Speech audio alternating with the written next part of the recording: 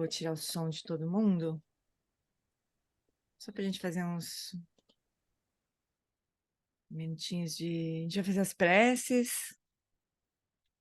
Daí a gente faz só uns minutinhos de silêncio, assim, só para deixar as preces assentarem, a motivação assim, fortalecer. Daí a gente começa o nosso estudo. Deixa eu abrir aqui as preces.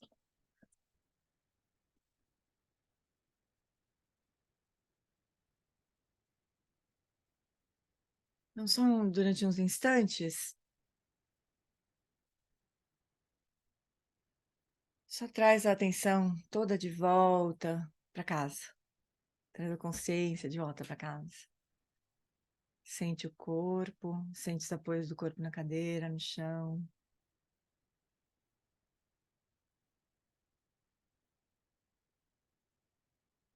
E soltando todos os esforços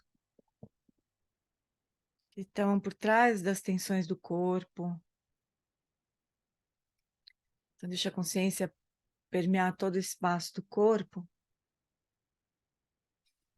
E vai deixando todas as tensões, toda a rigidez do corpo se derreter. Alinha a coluna para o abdômen poder ficar livre, para a respiração acontecer livremente também. Sente o peito um pouquinho aberto. Encontre uma postura bem confortável para o corpo.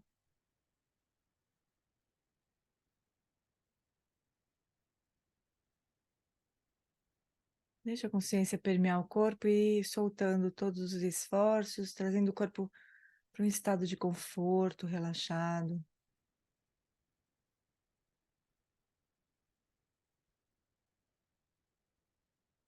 Com cada expiração, solta mais um pouquinho.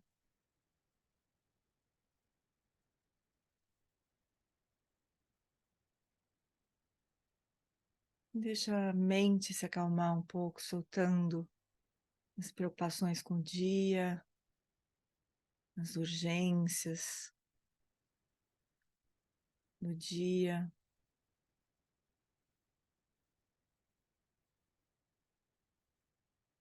E abre espaço agora, então, para a gente receber as bênçãos de Guru Rinpoche. Então, traz a presença de Guru Rinpoche para sua frente. Procura se conectar com o Guru Rinpoche através do Lama, como se eles fossem indivisíveis. Então, busca essa conexão mais próxima do Lama, indivisível de Guru Rinpoche.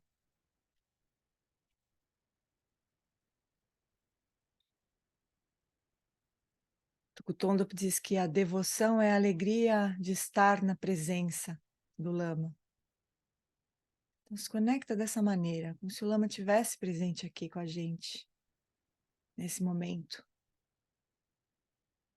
Muito interessado em nos ajudar, muito interessado em nos fazer avançar no caminho. Muito feliz de a gente querer avançar no caminho. Pronto para nos oferecer qualquer tipo de ajuda que a gente precise. Enquanto a gente recita para essas 7 linhas, a gente se conecta com isso, com a presença do Lama, oferecendo o Dharma para nós. Hum.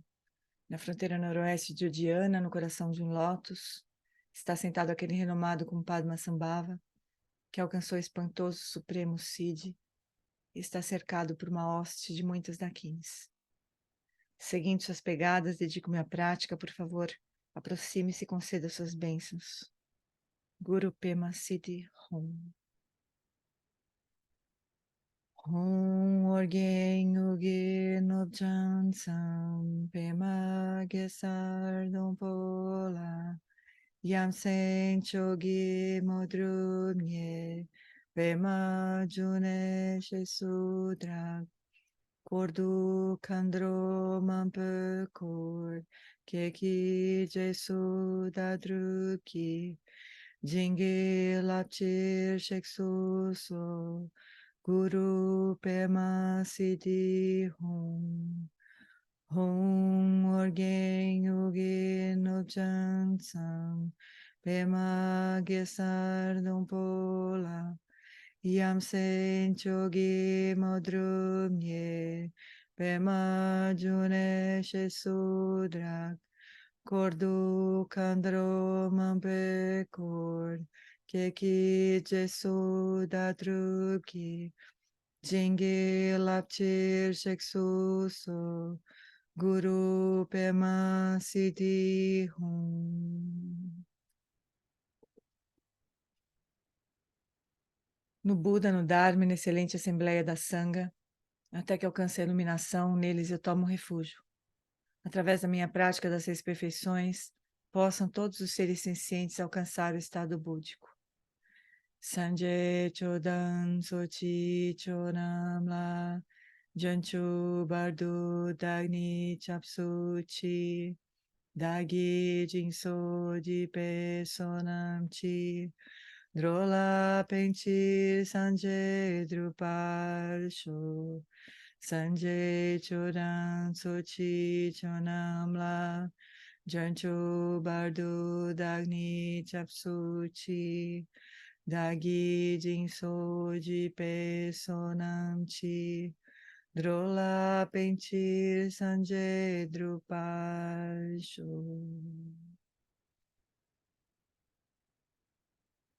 E agora, antes de nós iniciarmos o estudo propriamente, deixa um pouco ainda essa conexão com o Lama, os nossos votos de refúgio, nossa motivação de bodhicitta, de avançar no caminho para poder levar, ajudar, apoiar todos os seres para atingir a iluminação. Deixa isso reverberar dentro do coração para dar sentido para o nosso estudo. É para isso que nós estamos aqui, é para isso que nós estudamos o Dharma.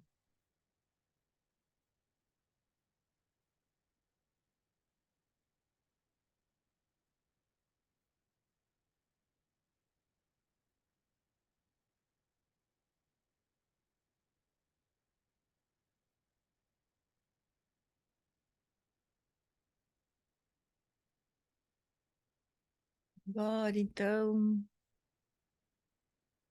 a gente pode começar o nosso estudo.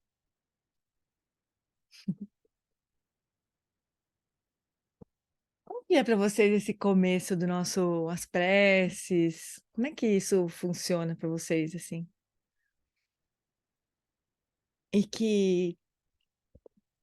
como é que funciona? Que diferença faz para vocês fazer as preces iniciais e estudar depois disso? Ou entrar diretamente no estudo, assim? Eu acho que é bom fazer a prece, Uhum. porque dá uma conexão com o que a gente está fazendo eu acho para mim, assim, como se o sagrado, sabe? Como se eu conectasse com o meu sagrado aqui, sabe? Porque Uhum. eu passei o dia inteiro com um monte de coisa, fazendo um monte de coisa, trabalhando incessantemente, Aqui tá super calor, então eu tô um pouco até atordoada. Então, isso daí dá um momento de você respirar e você conectar com a importância do que você está fazendo. Não é só ler. Uhum. Para Isso. mim, não é só ler. Assim, apesar de muita coisa eu não conseguir assimilar, porque eu cheguei tarde no budismo, ele tem sido assim para mim muito relevante, assim, para me dar de novo essa conexão com o meu sagrado, com o Uhum. que eu tenho. Maravilhoso. Sabe, Anete, eu acho que a gente sempre tem essa sensação que a gente não consegue assimilar tudo, sabe? Eu também tenho. Tem muitos ensinamentos que eu escuto e falo, meu Deus do céu, que se trata isso, né? Porque é realmente uma coisa muito vasta, né? Muito vasta. Então, acho que a gente sempre tem essa sensação de que tá faltando muita coisa ainda, né? Mas Mas é o que você disse, né? É um momento de conexão, né, com o nosso, com o que tem de sagrado em nós, que a gente reconhece como sagrado, né? E os nossos encontros, eu tenho cada vez mais pensado sobre isso, sabe? Os nossos encontros, todos os ensinamentos que eu assisto, todas as práticas que eu faço, elas são muito necessárias, porque é isso que você estava dizendo, né, Anete? Tá calor, tô até atordoada com calor, e a nossa vida demanda muito da gente, né? E se a gente não nutre a conexão com o Dharma, ela, ela, ela pode perder, né? Eu Uhum. estava vendo esses dias, muitos anos, em 2015, em novembro de 2015, o Lama convidou alguns alunos para irem para a Índia fazer um retiro com um mestre chamado Yantan Rinpoche, né? Que já era bem velhinho, exatamente um ano depois ele morreu, né? Mas ele era assim, não dá nem para explicar o que aquele homem era, né? Ele passou 19 anos preso em campo de concentração na China, né? E ele praticava o tempo todo no campo de concentração. Os guardas tinham que bater nele, né? Sistematicamente, assim, tem aquela coisa da tortura.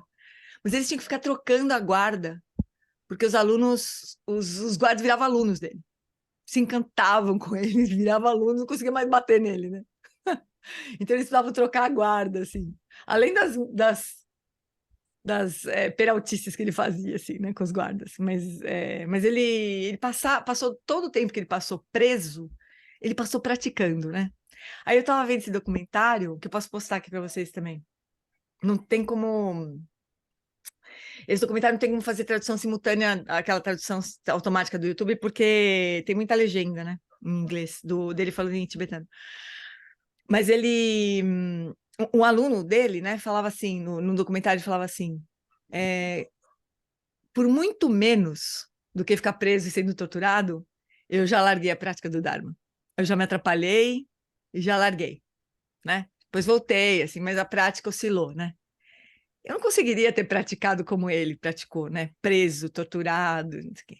Então, a gente precisa, eu vou dizer, eu preciso, né? Eu preciso constantemente nutrir essa conexão com o Dharma, sabe? Porque ela vai se fortalecendo, assim, né? Até tirei uma foto dele aqui tirei não, eu tirei da gaveta uma foto dele aqui.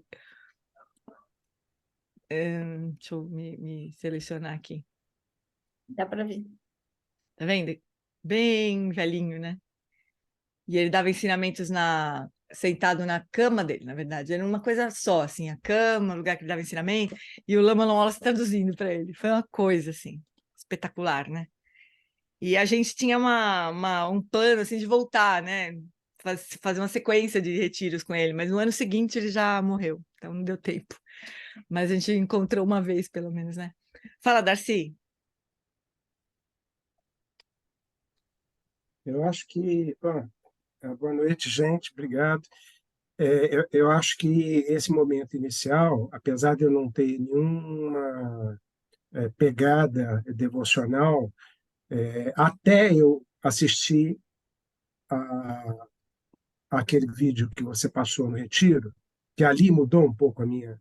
Eu acho que, primeiro, eu vejo como um freio de arrumação na minha mente, no meu Uhum. espírito, né? Segundo, eu vejo com um sentido extremamente respeitoso pela tradição. Quando eu chamo de tradição, pelo budismo, por tudo que vem acontecendo. E terceiro, ao ouvir você fazendo as preces, eu imediatamente sou levado para os retiros e sou levado para o Lama. Você, eu já te falei isso, você para mim representa, de certa forma, a voz do Lama. E aí não é nem devoção, é admiração e confiança. Isso é que eu sinto com relação às preces. Antes de passar para o Paulo, só queria comentar uma coisinha rapidinha. E para a Mônica também, claro. É, Sabe que a gente faz assim muitos estudos diferentes, né? A Simone participou de manhã, a Carol, também muitas pessoas participaram, a Cris, muita gente participando do estudo das 9 da manhã, depois tem agora, depois tem a Flori, depois tem eu de novo, o estudo do Alonso, né? Pode parecer que são muitas coisas, assim, né? Separadas e meio que desconectadas uma da outra, né? Mas a gente pode imaginar que o fio é como se fosse um mala, né? Como se fosse um mala, né? Isso que é um mala, né? Um rosário, assim. E o fio desse... Vamos imaginar, cada pedrinha dessa é um estudo que a gente faz, né? Que a gente participa, cada dia, assim, uma pedrinha. O fio condutor aqui, que vai juntar todas essas pedrinhas, é a bodhicitta, né? É a nossa motivação de atingir a iluminação. É como se tudo que a gente faz, todas as práticas, todos os estudos, tudo que a gente faz, tivesse a serviço da bodhicitta, né? Que é, obviamente, a motivação de atingir a iluminação, né? A gente não pode perder isso de vista, assim, não dá a impressão que a gente tem um monte de bolinha espalhada pela vida, né? A gente precisava colocar todas no fio da bodhicitta, sabe? Isso aqui é meio que inventado agora, hein, pessoal? Pode não ter menor... Mas acho que faz um pouco de sentido, assim. A gente dá uma... conectar, né, o que a gente está fazendo, né? Nesse fio condutor, assim. Daí a gente pega tudo isso e entrega para os Budas também, quando a gente dedica, né? A gente faz dedicação, a gente fala, Budas, bota todas as minhas pedrinhas no seu mala, por favor. Junta tudo no mesmo mala, né? Aí a gente faz quando a gente faz a dedicação, né? Acho que é bem importante a gente não nos perder, não achar que a gente está fazendo uma faculdade, sabe? Ah, vou estudar isso, depois isso, aí vou entender isso, depois aquilo. Blá, blá, blá. Não, a gente está, né, colocando todas as continhas no fiozinho da bodhicitta, né? Fala, Ninha. Boa noite, todo mundo. Boa noite, Gê. Então, você estava falando do documentário. Ontem, por acaso, já estava indo dormir, aí eu parei e estava vendo um documentário, assim, daquele Chaim, sobre as pessoas na Ucrânia, né? E não sei nem porque eu vi aquele documentário, mas assim, aí eu me lembrei dos próprios tibetanos. É muito, eu acho, difícil ou quase impossível você não acumular um karma, não ter uma coisa se você não tem esse dharma, porque é impossível você eu vendo aquelas pessoas lá destruídas, famílias, ele entrevista e tudo, você assim, mas aquele Putin é um safado sem vergonha, que esse homem tá, sabe? Aquilo já traz para mim, que não estou nem envolvida, né? Podia estar indiferente aquilo, porque não está envolvendo. Mas é assim, eu acho que só com Dharma, com o sagrado, como a Laka falou, com a oração, com a prática, e com isso mesmo que você falou do fio condutor, porque senão a gente não tem a menor possibilidade. E eu me lembrei isso quando eu fui para a Europa. Eu fiquei um mês sem estar com a sanga, fazendo as atividades, sem estar com a sanga por causa da internet. Faz muita diferença. Quando você volta, parece que você tem que botar os miolos de volta, sabe? E é diferente, sabe? É diferente. É isso. É isso mesmo. E a sabedoria que vem, né, com os estudos, assim, uma visão mais ampla, né, que o budismo traz, né, do karma. A gente compreender e achar e confiar na lei do karma é uma coisa muito importante. O que você disse, assim, sem o Dharma não dá para não acumular karma, né? A gente se irrita, a gente Não entra no dá. jogo do Sansara 1.0, assim, né? O Sansara básico, assim. A gente entra no jogo. E aí, quando a gente está no jogo, a gente está acumulando karma. Não que a gente não esteja, né? Mas a gente está tentando, pelo menos, não acumular, né? Mais karma, né? É isso mesmo. Verdade. Desculpa, eu estou apagando um incêndiozinho aqui com meu sobrinho. Desculpa, mas é isso mesmo. Fala, amor. Tudo bom, lindona? Gê, às vezes eu fico aqui no escurinho, mas eu estou presente. Eu Mas sei. quando você falou assim, olha, a gente vai continuar com esse preâmbulo, né? Que é as preces e tal, e como o Darcy falou, eu vou para Viamão, Uhum, sabe? Eu vou para o templo. E uhum. quando a gente começa a fazer as preces, eu lembro aquela vibração. Sabe, uma coisa assim, é uma conexão, assim, é linda demais, Gê. E além, né, ter encontrado o Dharma, eu encontrei o Dharma através de sua voz, que foi pelo YouTube, né? Para mim, me deu sentido na vida. Então, quanto isso foi importante, é muito, e continua sendo muito importante, e a sensação de pertencimento. Então, quando a gente começa as preces, né? Você, a Flori falando nos encontros, eu me sinto pertencida e no nosso grupo, né? Como irmãos mesmo. Então, Na nossa queria sanga, né? só compartilhar isso. Querida, muito lindo. Obrigada. Fala, Cici. Pois é, vou repetir que a Mônica falou que eu ia falar isso, é o sentimento de pertencimento mesmo. Aquela história cristã, né, que um ou dois estiverem reunidos, eu estarei ali, sabe? Aquela coisa assim que O Buda encaixa. também E eu falou tenho. isso, viu? Onde a sanga se reúne, o Buda está presente. Pois é, e eu sinto isso, assim, meu corpo arrepia. Eu adoro, toda vez eu arrepio na prece, eu acho muito, muito bacana, assim. Ah, que linda. Oi, Átila, fala, meu bem. Beleza. Então, muito bonito isso, né? Olha só, uma coisa interessante nas falas todas é que a prece de 7 linhas, ela tem essa função mesmo de trazer o Guru Rinpoche para a nossa presença. Ele foi uma promessa dele, né? Então, ou seja, essa sensação que a gente tem é a presença dele. É muito interessante É isso, né? muito legal, Porque é o sagrado ali na frente. E é a coisa da confiança, Darcy. O Darcy falou uma coisa aí. A fé no budismo, ela tem muito mais a ver, a devoção tem muito mais a ver com confiança do que com crer em algo, né? Então, é justamente isso. Isso nós temos. Então, ou seja, eu sou muito devocional, porque eu confio no Buda, eu confio no Dharma, eu confio na Sangha, né? E realmente a Giane é a voz do Lama, né? Ou seja, essa É conexão. a voz do lama, A a voz voz da feminina Giane do é o lama. fio condutor, é a fio da bodhicitta do conhecimento de línguas para nos conectar com a mente do Lama, que É o está mindinho aí. do dedo do lama conectando com a gente, Sim, assim, né? isso, né? Mas é Alcançando a isso, gente. né? É muito bom, É né? maravilhoso, O realmente. raio, a ponta do raio de luz De luz. do sol é o sol. É o sol, É portando. o sol.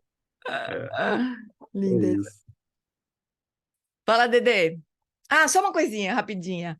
O que o Átila falou é super bonito, né? Que a prece das 7 linhas ela é uma prece de invocação de Guru Rinpoche mesmo, né? Daqui eles ensinaram para uns budistas que estavam lá a ponto de perder um debate.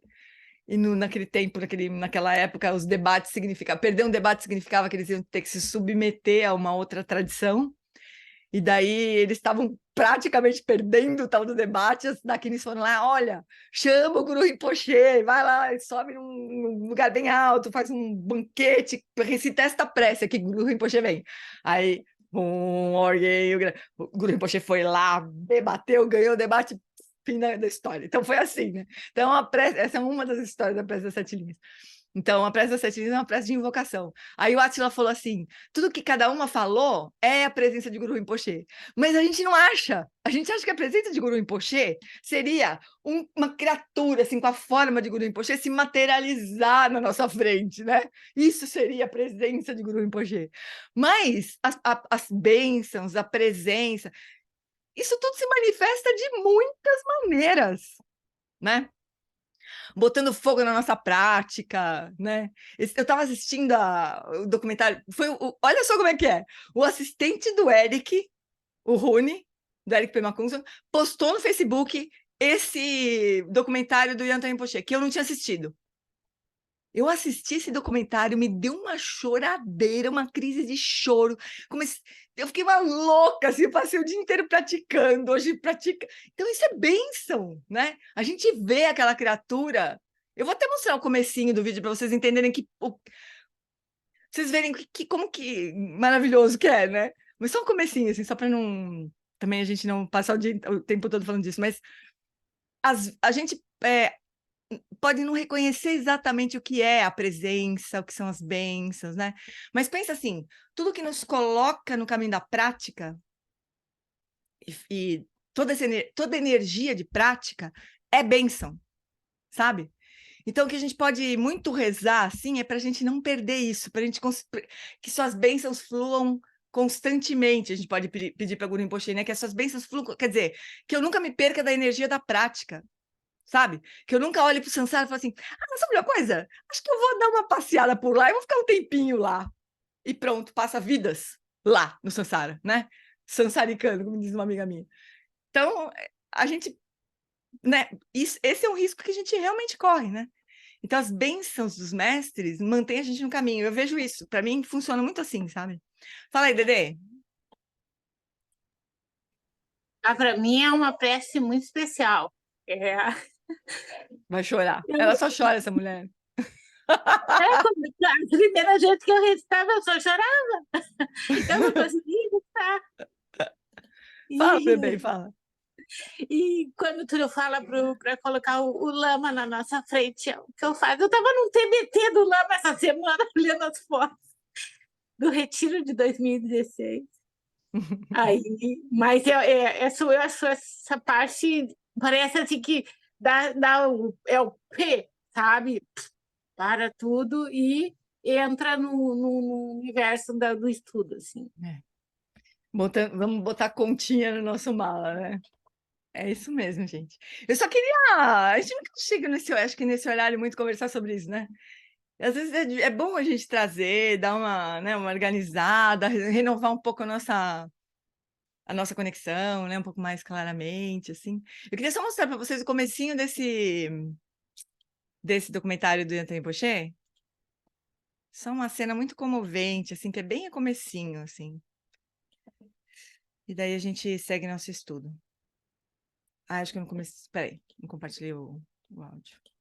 Só comecinho, depois eu, claro, passo o link para vocês. Ele era muito amigo do Gyatso Rinpoche, que é o mestre do Lama, né? E o Lama e o Yantan Rinpoche é um grande professor do Lama Lomolas também. Então é um dos nossos mestres indiretamente, assim, né? Porque é mestre do Lama. Close, far.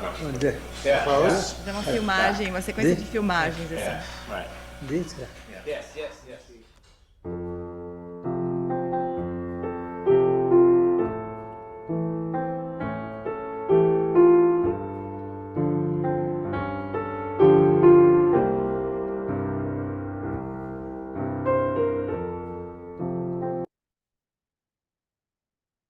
Só isso que eu queria mostrar para vocês. Não é impressão que ele está olhando para a gente. Eu olhar, meu Deus do céu, parece que ele entrou aqui dentro. Não é incrível? Só de me lembrar me dá vontade de chorar, assim. E ele era muito incrível, assim, amoroso, sabe? Ele chegou no começo do retiro, só um pouquinho. Passa esse documentário, passa, eu vou passar, e aí você Darcy, claro que eu vou passar, calma. Mas comenta. Não dá, é muito longo, tem mais de 2 horas o filme, não dá. Eu vou comentar, vou dizer que a gente chegou lá era lá em Sikkim que ele morava, né? Um lugar na Índia, que era um país separado, mas agora foi incorporado pela Índia.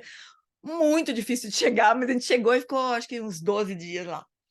E aí ele falou assim, olha, vocês vieram de tão longe, eu acho que então eu vou ter que falar alguma coisa para vocês.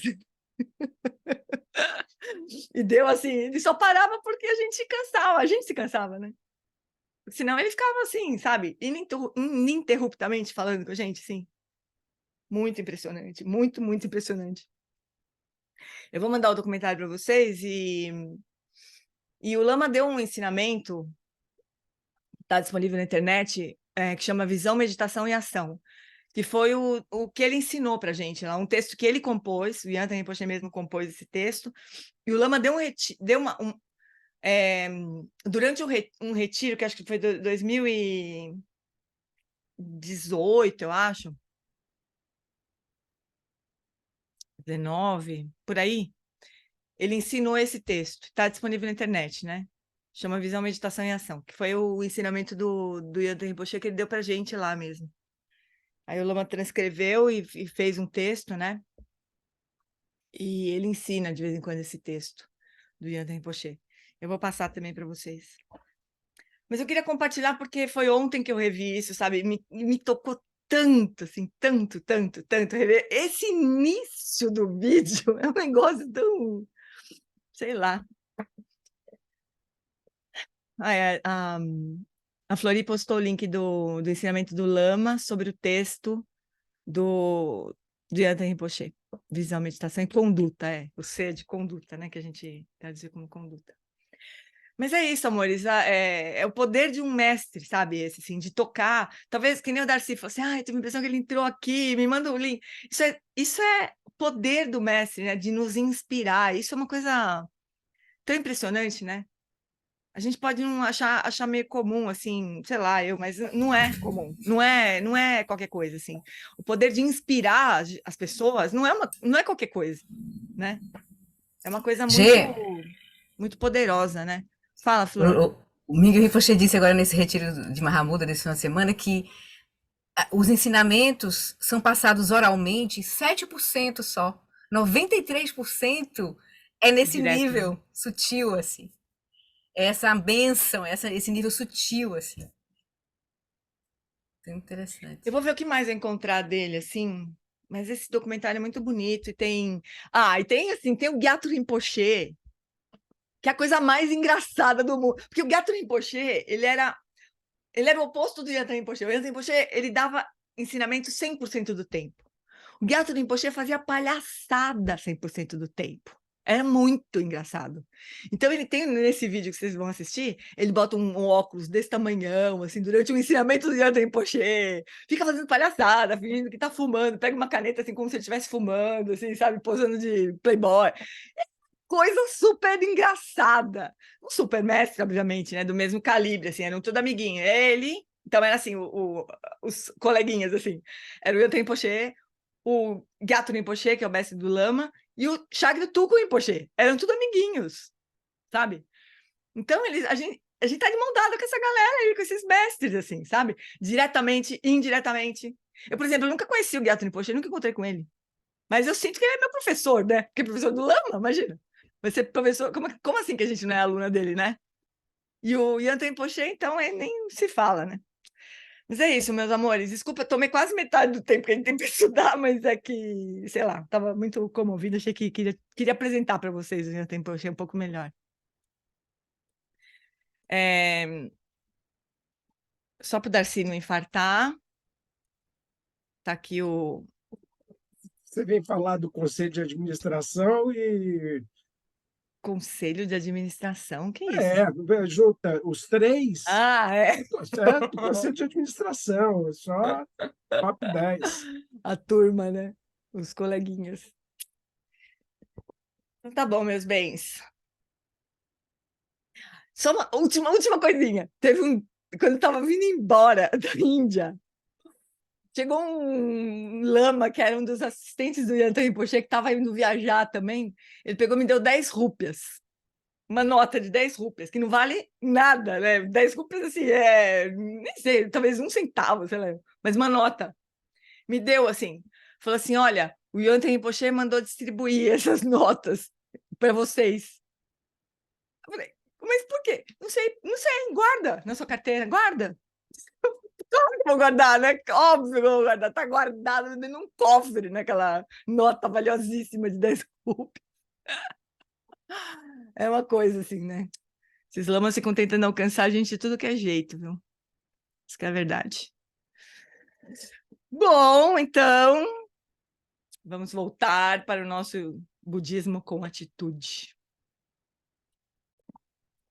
Então, a gente está aqui, ó. A gente está nesse parágrafo aqui do considere todos os eventos como se fossem um sonho. Sonhos. Então, o Lama tá aqui, ele estava falando, né, sobre a confiança no caminho, exatamente, né? E ele criticando alguns professores, alguns praticantes que criticam, assim, ou que colocam dúvidas sobre a validade do caminho, né? Como para onde é capaz de nos levar, que pode parecer um tipo de ceticismo, mas a crítica que o Lama faz é que eles não... A pergunta que eles deveriam se fazer é: será que eu estou realmente colocando os ensinamentos realmente em prática, né?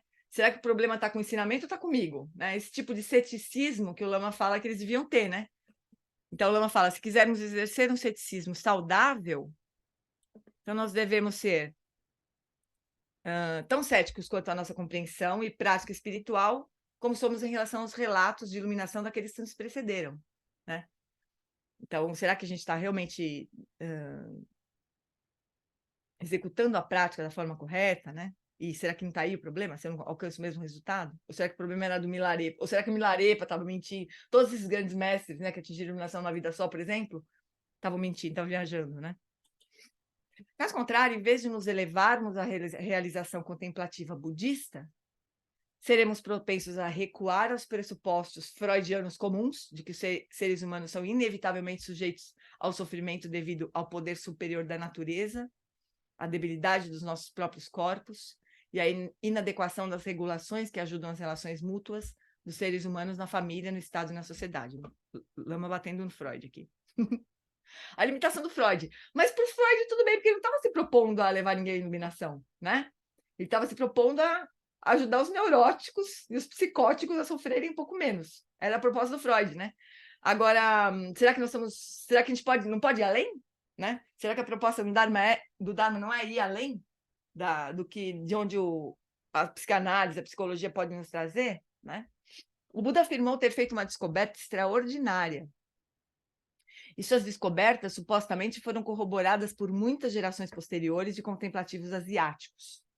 Se quisermos fazer essa descoberta por nós mesmos, tenhamos em mente a observação do historiador Daniel Burstein, que se refere às ilusões do conhecimento como os principais obstáculos da descoberta. Os grandes descobridores do passado, ele declara, tiveram que lutar contra os fatos, entre aspas, correntes e os dogmas dos instruídos. O Buda encorajou os seus seguidores a serem céticos a respeito de seus ensinamentos e testá-los de forma racional e experiencial. O problema não é o ceticismo de jeito nenhum, né? O Lama nunca criticou o ceticismo em si, né? Mas os céticos, de verdade, eles testam as coisas antes de descartar. Descartar sem testar não é ser cético, né? O dogma da nossa sociedade é que ser humano é estar intrinsecamente sujeito à aflição mental e ao sofrimento. Talvez tenha chegado o momento de travar uma batalha sustentada contra esse dogma. Então, é verdade que o ser humano, né, é estar intrinsecamente sujeito à aflição mental e ao sofrimento? Sim, mas tem uma saída para isso? Tem, né? O Buda ensinou uma saída para isso, né? Claramente, assim. Então, se tudo que buscamos for um alívio temporário das nossas aflições mentais e do sofrimento resultante disso, né, há um grande número de caminhos que podemos seguir. E se a meditação budista for apresentada como apenas mais uma maneira de acalmar transitoriamente a nossa angústia, sem esperança de uma cura completa e irreversível de todas as aflições mentais, ela será reduzida ao status de mais uma matriz de técnicas psicológicas. Mas isso não era o que Buda buscava em seu caminho para atingir a iluminação, e nem o que ele se propôs a oferecer ao mundo. Não é uma técnica de relaxamento, né? Não é para cuidar do estresse, né? Dentro do budismo, o Lama fala, melhor tomar ele fala, melhor tomar Valium, ele fala, né? Do que praticar o Dharma. É mais fácil tomar um Valium, bem mais fácil. Dentro do budismo, existem várias maneiras de abordar o caminho contemplativo do insight, né? Da compreensão da natureza da realidade. Neste treinamento da mente em 7 pontos, primeiramente, somos encorajados a considerar todos os eventos como se fossem sonhos. Então, agora o Lama vai entrar mesmo, né, no caminho. No caminho, não, no capítulo, né? Considerar todos os eventos como se fossem sonhos. Então, só para a gente olhar aqui, ó, olhar o mapa, né, aqui. O segundo ponto é cultive a bodhicitta absoluta e a relativa.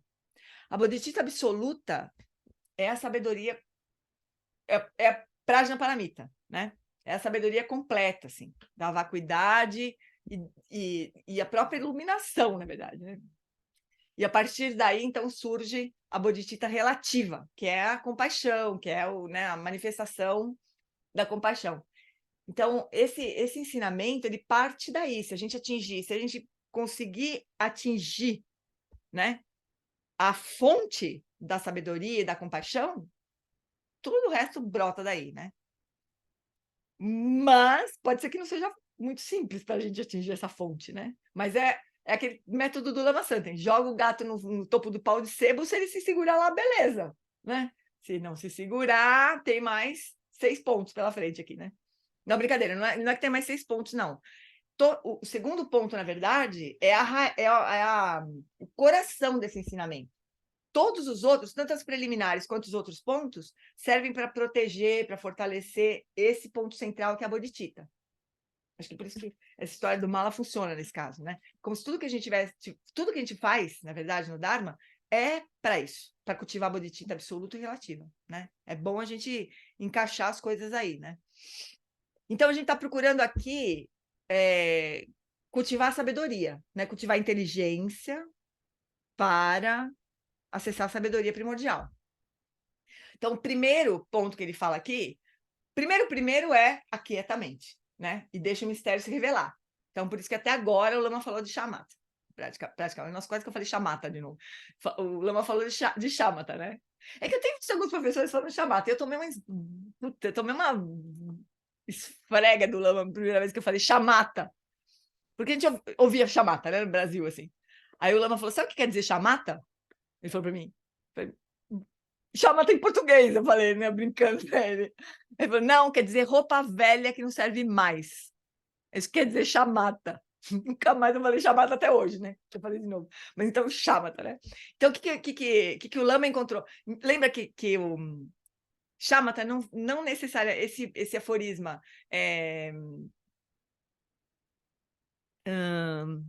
esqueci o português. Bom, mas uma vez que tenha alcançado a estabilidade, revele o mistério, né? É o primeiro aforisma desse segundo ponto. Mas esse aforisma não está presente em todas as versões desse texto, né? Mas por isso que até agora e o Lama adorou encontrar o texto com esse aforisma, porque é shamatha, basicamente, né? Então, até agora a gente está falando de shamatha, mas agora a gente está entrando nas práticas de vipassana, né? De insight. Deixa eu desmarcar aqui, porque eu marquei só para mostrar a foto do Yanten Puxê. Odeio ficar marcada na gravação.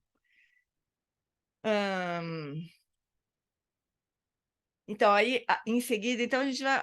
O aforismo seguinte é esse. Considere todos os eventos como se fossem sonhos. Então, vou explicar esse aforismo. Eu falei errado. Esse aforismo, por meio de ensinamentos das tradições contemplativas Dzogchen, grande perfeição, e Mahamudra, o grande selo do budismo tibetano. Quando você encontra esses ensinamentos pela primeira vez, se você achar que eles não desafiam, se você não achar que eles desafiam a fundação da sua visão de mundo, ou que nunca nem houve nenhuma fundação, então você não está entendendo. O treinamento é tipo a física quântica, né? Se você não achar que não está tudo perdido, assim, você não sabe nada, você não entendeu, né? Então, Mahamudra e os outros são mais ou menos assim. O treinamento da mente em 7 pontos faz declarações muito poderosas sobre a natureza da realidade, de saída, que é esse segundo ponto, né? Da bodhicitta absoluta. Se essas declarações estiverem erradas, são erros enormes. Se estiverem corretas, são soluções muito profundas. Então, quando anteriormente contei aquela história envolvendo Gyatso Rinpoche, um lama da tradição de Dzogchen, que me deu o conselho apenas observe, lembra que ele contou que ele estava num lugar, tinha uma criancinha vizinha com o pedalinho, o jipinho dela, fazendo um baita barulho, né? O lama estava se irritando, e o Gyatso Rinpoche falou, apenas observe. Essa foi uma instrução densa. O significado é, aplique a sua compreensão do Dzogchen, da grande perfeição, a tudo que você experiencia. Até um molequinho andando de jipinho debaixo da sua janela quando você está querendo praticar. Você está em retiro, né? Traz isso também para a prática, né? Todos nós temos uma visão da realidade. Às vezes, sem nunca tê-la escolhido de forma consciente. Então, essa é uma primeira questão, assim, qual que é a nossa visão da realidade, né? A gente toma porrada direto e reto do Dharma, com respeito à nossa visão da realidade, né? A gente nem tem coragem de dizer o que a gente acha da realidade, mas a gente, no fundo, a gente acha assim, olha, eu sou super importante, então todas as pessoas à minha volta, elas deviam estar tentando me agradar de algum jeito, né? Suprir as minhas necessidades, né? A gente não diz isso, mas no fundo é o que a gente acha, né? E aí começa a apanhar do Dharma, à vontade. Fala! Porque um dos métodos é justamente pegar esse ego que se acha, né? E falar, olha, esse ego nem existe. Nem sei por que você defende tanto que ele nem existe. Esse eu nem existe. Por que você acha ele tão importante, né? Então a gente começa a apanhar. Fala, Darcy. Eu vi um comentário de um pesquisador, uma pessoa, ele falou que os grandes mestres, ao contrário do que a gente pensa, eles têm que ter um ego muito bem estruturado, muito forte para lidar com essa vida, essa realidade, né? Entre aspas, porque se eles não tiverem, eles não conseguem fazer aquilo que eles pretendem fazer, criar centros, etc, etc. Então, assim, não é que eles não tenham ego, o ego deles é tão forte, mas eles não são dominados pelo ego. Essa foi a explicação que ele me deu. Não é, é um ego saudável, né? Que está a serviço do Dharma e do mestre, né? No nosso caso, não. Nós é que estamos a serviço do ego, né? O ego, quando ele está a serviço do Dharma, ele é maravilhoso. E claro que os mestres usam isso. Mas precisa ser um ego muito saudável. Eles não têm apego nenhum. Não é nem um ego, na verdade. Não devia nem usar essa palavra, porque a gente confunde. Assim, eles têm eles têm uma energia que não se acaba, assim, né? E uma sabedoria que dirige essa energia. Não é um ego do jeito que a gente entende no Ocidente, né? Fala, Darcy. O primeiro tradutor do Freud, quando ele traduziu o que o Freud dizia, e ele traduziu para ego, na verdade, era eu, não ego. Mas ficou como ego, né? Bom, a tradução do Freud é a coisa mais triste do mundo, né? Agora eles estão conseguindo consertar, porque foi do alemão para o inglês, né? E daí do inglês para todo mundo. Agora eles estão fazendo as traduções diretas do alemão. Eu estou sentindo tanta vontade de entender alemão agora, mas não dá mais. É isso mesmo. Então é o self, né? É um eu, assim, uma noção de eu, né? E aí a gente tem eu em latim, exatamente. Mas por que ele foi pegar a palavra em latim, né? Mas enfim, também não importa, porque se a gente entender do que está falando, também tá bom, né? Mas assim, não é que os mestres, o que você está falando assim, se a gente disser que o mestre tem um ego forte, é muito diferente, né, do que um mestre que é capaz de realizar 1 milhão, tipo Dudjom Rinpoche. Dudjom Rinpoche não dava nem para entender como é que podia, acho que não dormia, alguma coisa assim, né?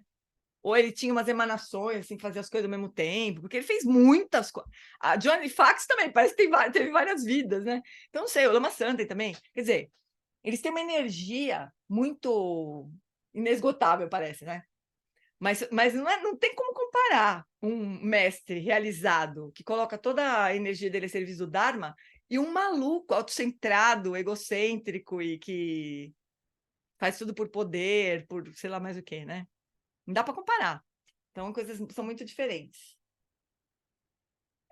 Ai, nossa, eu tô completamente doida. Fiz muitas coisas de exercício físico hoje, eu tô toda dodói hoje. A Flori botou um link aqui do Mingyur Rinpoche sobre os 3 tipos de selfies. Vocês podem entrar aqui. Só para falar da classificação, Gê, ele chama assim, o self não saudável, que é o self em samsara completo, o self saudável, que é o self que entrou no caminho e está começando a descortinar a natureza tá vendo exatamente a natureza do samsara, e o self além do self, ou o self luminoso, que aí é o self liberado completamente, né? Então é bem legal, assim. Podia ser um não-self, né? Self além do self, aí bota assim, né? O self transcendente, self luminoso, né? Porque ele opera parecendo, né, algo, mas não é, né? Mas não tá, também não tá, né? Por que a gente começou a falar do ego mesmo? Porque eu que comecei a falar. Mas então, então o Lama, né, recebeu essa instrução, trazer tudo para a prática, né? Então observe, né? Todos nós temos uma visão da realidade, às vezes a gente nunca desafiou essa visão, né? A visão do que é o eu. A gente não imagina. Antes de chegar, não dava nem. Eu tinha pensado nisso. O Arthur possivelmente pensou, porque passou pelas filosofias todas, mas a gente normalmente, a imensa maioria das pessoas, não confronta muito a visão que tem de mundo, né?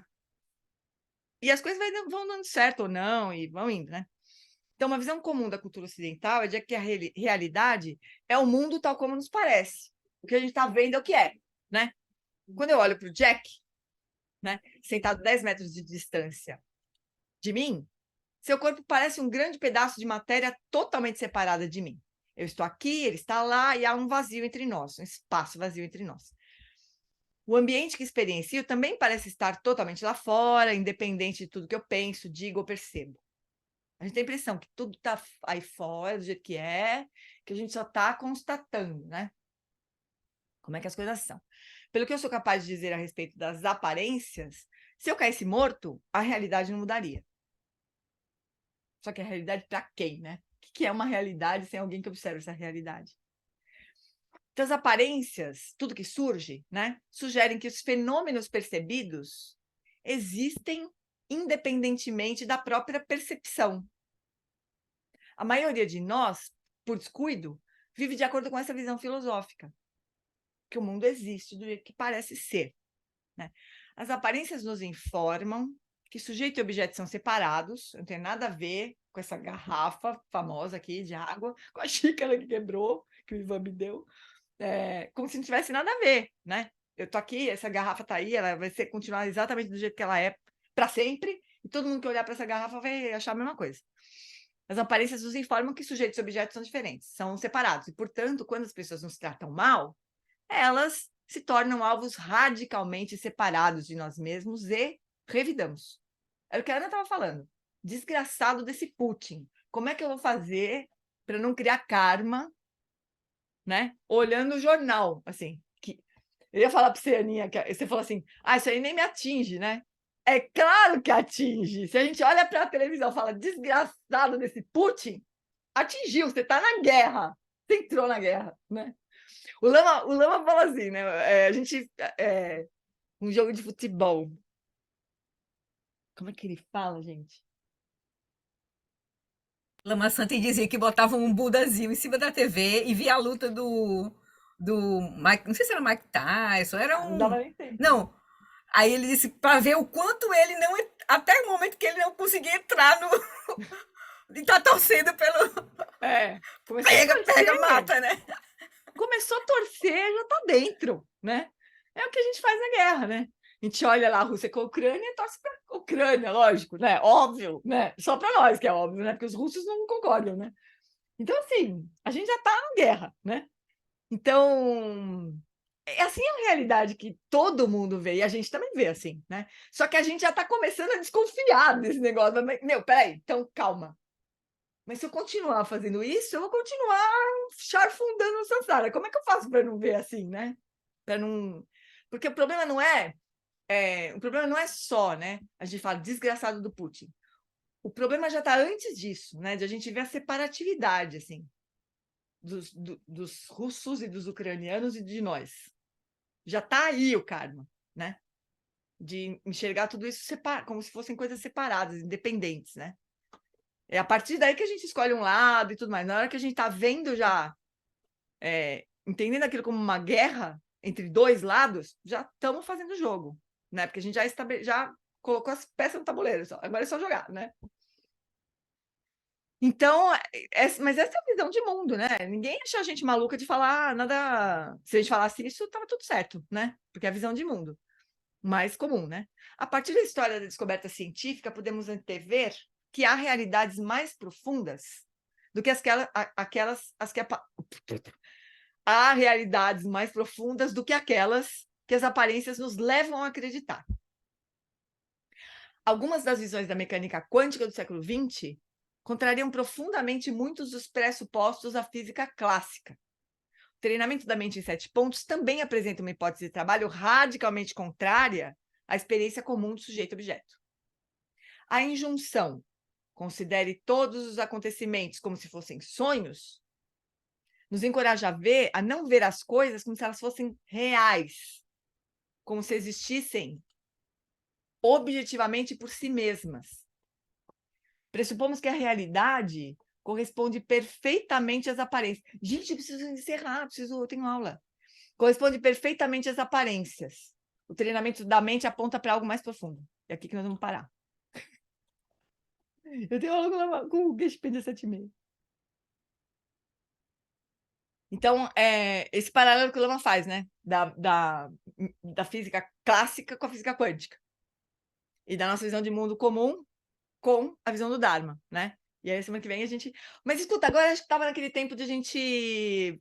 de todo mundo estudar esse capítulo sozinhos e a gente discutir no próximo encontro. O que vocês acham? Eu não concordo. Você não concorda? Eu não me sinto apta a discutir. Mas tá bom, mas você lê? Você promete que você lê? Antes do próximo encontro? Eu já tinha estudado esse livro, eu tenho um resumo do livro inteiro, eu fiz ele escrito.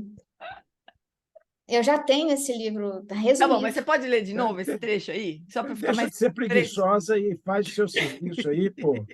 Caramba. Preguiçosa. Pô, mas a gente tinha combinado, por que você não se manifesta? Isso é procrastinação, para Anete, com isso. Se uma pessoa não concorda, a gente faz o que você... Anete, eu concordo com você plenamente. Mas eu acho que ela por tem mais favor, condições. Então vamos encontrar uma coisa intermediária aqui. Vocês podem, por favor, ler esse capítulo, esse aforismo até o final? Só ler. Mas a gente vai continuar fazendo a mesma coisa, mas vocês prometem que vocês leem? Só para a gente poder discutir mais. E assim, não só ler, mas não é só ler, é ver como é que aquilo funciona. Tipo, ver todos os fenômenos como um sonho é uma ordem, é uma instrução de prática, né? A gente consegue ver como se fosse sonho? Vamos experimentar. Certo? Gente, eu estou lendo em paralelo e eu perdi o ponto que nós estamos. Você poderia indicar qual aforismo? Nós estamos quer ver? Nós estamos na página 95 até esse ponto vai até 107, é isso? Não, até A 108. minha versão é 99. O ponto todo, né? Você está falando, né? Onde a gente parou hoje é 99. 95 Considere até todos os 108. Considere todos os eventos como se como fossem sonhos. Perfeito. Tá? Obrigado. Aí na semana que vem a gente vê se consegue, pelo menos, sei lá, talvez terminar esse ponto. Porque agora entrou no ponto mesmo, né? Vamos fazer a dedicação expressa, Maurício? Eu me passei aqui da hora.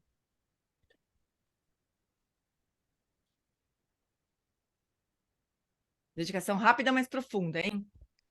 Que a grande tradição da Bhakti Shantirakshita, do mestre Padmasambhava e do rei Tristan Deutsen possa florescer e permear os 3 reinos. Que a presença das 3 joias nunca se separe do fluxo mental dos seres, assegurando assim um sublime bem-estar através dos 3 tempos. Quem Lopcho Sun Rin Luche Zan Lin Sa Sun Chapa Pedro Jucho Sun Nawadam Hidral do Sungeleshu. Então, que essas nossas continhas vão todas para o mala do Buda, certo? Tudo na conta do Buda. Obrigada, Gê. Simone, depois fala com a Gê. Obrigada a todos. Boa noite, Simone, a Simone. Obrigada. Valeu, Floripa. Boa noite. Beijo, Tchau. amores. Obrigada. Obrigada, Gione. Obrigada, Obrigada, beijo, pessoal. amores.